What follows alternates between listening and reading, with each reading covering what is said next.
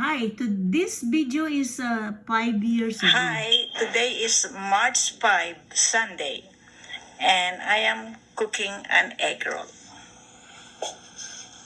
This is the veggie, and this is me.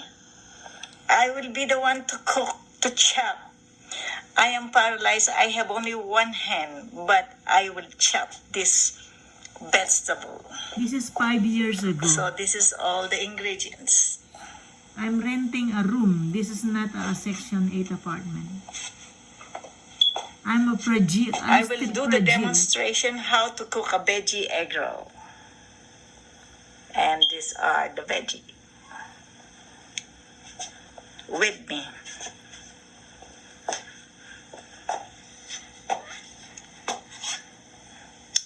So, don't go away. I show you how I cook egg roll.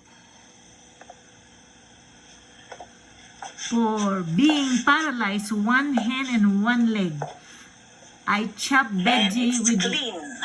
I chop veggie in one Everything hand. is ready and washed. I'm fragile. That was long time ago, 5 years ago. I just barely That's the egg roll. get out Join me now. to the hospital. Okay, bye. Next video.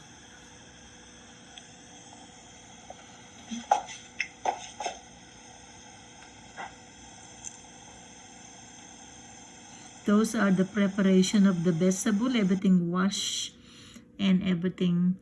I cut it by myself. I will demonstrate how I cut veggie with one hand. My right hand is Now totally these dead. are the green beans. They are not ready yet.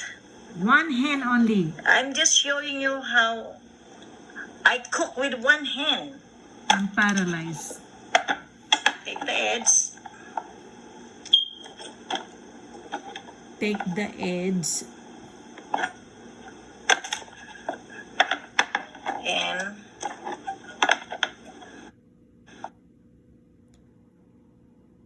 The Wi-Fi is still loading. I just barely get out from the hospital. I'm fragile, but I cook egg roll. Because in the hospital, there's no egg roll. I cook egg roll at home. Now I'm showing you how I cut all the veggie of egg roll with one hand paralyzed. My now right to see hand, is to believe. I cut all the vegetable with one hand and I can cook egg roll like this. that's just an example. This is how it is. Thank you. Bye-bye. Now next video. To be continued. Once again.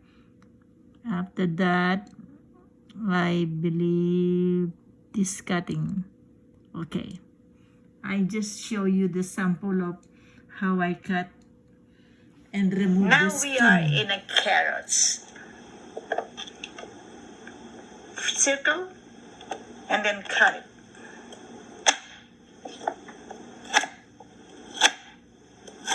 One hand paralyzed. I can't believe I can cut vegetable. With one hand. The Wi-Fi is still loading. I'm just showing you how to cut the carrots, remove the skin, cut it into small pieces with one hand. My other hand is paralyzed, is not even helping, and the fingers are closed. Look, oh, they're not opening. This is 5 years ago, and I can make 100 veggie egg roll. I just came from the hospital and there's no egg roll in the hospital. As soon as I came home and rent a room, now I'm preparing the veggie egg roll. I'm a cook chef. Now the Wi-Fi is still loading. So I give you an example. I got first the carrots into a circle, and then I cut it into a small one. So when I make an egg roll, they are small pieces. Carrots, yeah. Can you remove the skin of the carrots if you are only one hand? But I do. First you're gonna cut into a circle and then remove the skin. After you remove the skin, then I cut it with one hand. I am fragile. I can barely move my legs and my hand, no? I can walk well because my fingers and my feet, they are closed, they're not opening. And all my fingers and my hand, I cannot write. They're not opening. Totally dead. Half body paralyzed right side. But I'm boring. I enjoy cooking. And now I'm showing you all the veggie, how I cut all by myself. I cook all the veggie and I cut them all by myself. Nobody home. And you will see how they are crunchy egg roll and big egg roll. Now we are waiting this for the white pile. And then the white pie is still very slow loading. So while waiting for the white pie, I am introducing. In the beginning, 5 years ago, I was in a nursing home for 4 months. I am fragile. I cannot talk and swallow. I cannot walk. I do not know how to take shower, take a bath, because I am unbalanced. And then after 4 months in a nursing home, I go straight in a home. I rent this room, 500. This is not a Section 8. And the owner of the house is Ate Tess. She's giving me a shower when I take a shower. And she's driving me to the grocery. She's my best friend. After 3 years staying on this 1-bedroom rent, 500 a month, I moved to a Section 8. It costs only $290, 1-bedroom apartment, free electric and water.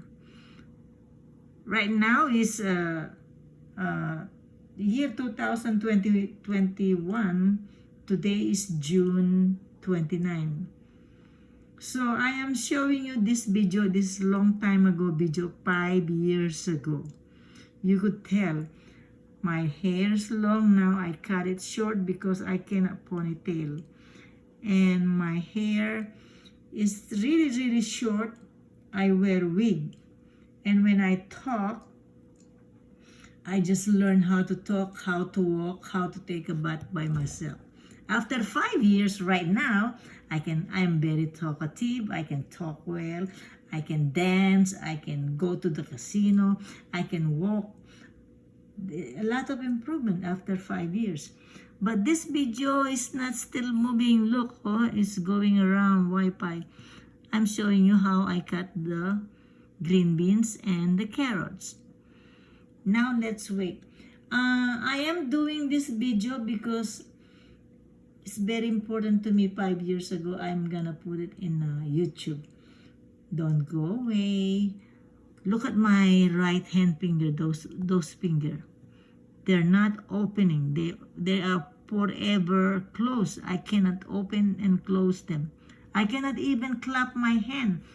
I write in my right hand, but now I do not know how to write in my left hand. See the hands, the fingers are closed, including my feet. Half body paralyzed right side, my legs in my right side. The fingers are closed, and these hands are closed. So in short, I'm cooking with one hand, I'm walking with one leg. And during this time, way back 5 years ago, 2015, I cannot take a bath by myself. The owner of the house, Ate Tess, is giving me a shower like a baby. I just barely learned how to talk, how to take a bath, how to walk. I'm very fragile. I'm totally helpless. But while I am helpless, I cannot take a bath. There is a washing machine next to my room. I do my laundry in one hand. I do my ironing. I fold my clothes in one hand. I cook my food in one hand. I cut all the veggie. I can open the canned food in electric can opener. I cook veggie egg roll because Before I got paralyzed, I'm a cook chef. Now I have one hand, I can still cook like a chef, like a cook. I make a perfectly cut all the veggie and wash by myself and cook, roll up the egg roll, and I make 100 egg roll and I will eat all by myself. Did you see the table? I prepare all the veggie and I show you how I cut the veggie. Now look, this still loading the Wi-Fi. Maybe we will go to the next video because that's the whole story of the carrots, but there's another veggie to show you the cabbage. Now this is the cabbage. I buy a lot of cabbage and then I cut them into a half. Now this is a cabbage. You have to cut it like a chow mein. This is a cabbage. Cut it like a chow mein, like this, okay? For egg roll.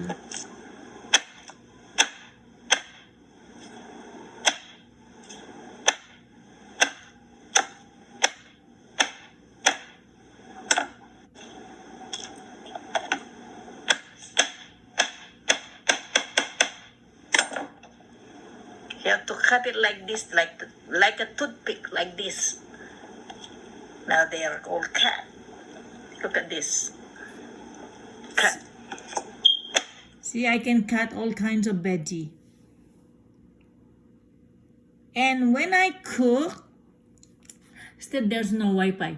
When I cook, I forgot my pain. I forgot my paralyzed. I forgot that I am paralyzed because I make myself busy. But during this time, I got 1 year disability. I got $2,000 a month. I buy all the veggie. I buy all my clothes new because when I go to the hospital, all my clothes, Uncle Eddie throw it away and give it to the Salvation Army, to the government, because I am 4 months in the hospital. I cannot pay the rent. I am in the hospital. So all my belongings in the apartment, everything is gone. So I start all over to buy a new clothes.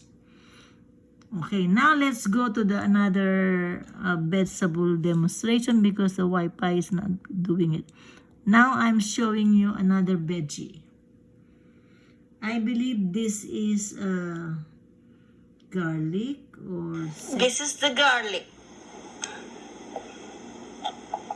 I just punch it like that. And it's already, look, done. Because I have one hand paralyzed. And then I can make it smaller.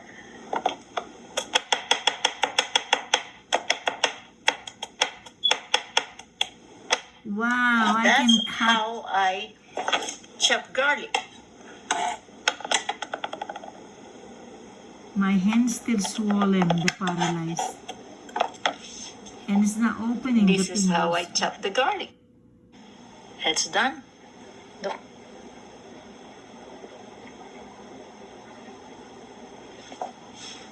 Now Okay. next video for the next veggie.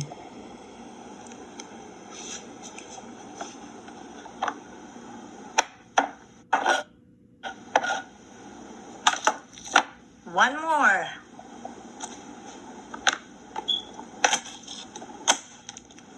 Bang. Done. I keep myself busy to cook, That's the garlic. so I will not get bored because there's no job. I'm retired, pensionado. See how small? There you go. I can do it all. Now next video, another veggie. This one is celery. How I cut my celery. Because I'm showing you how I cut with one leg and one Or hand. you can do this way. First, you're gonna cut it into a half. Just into a half.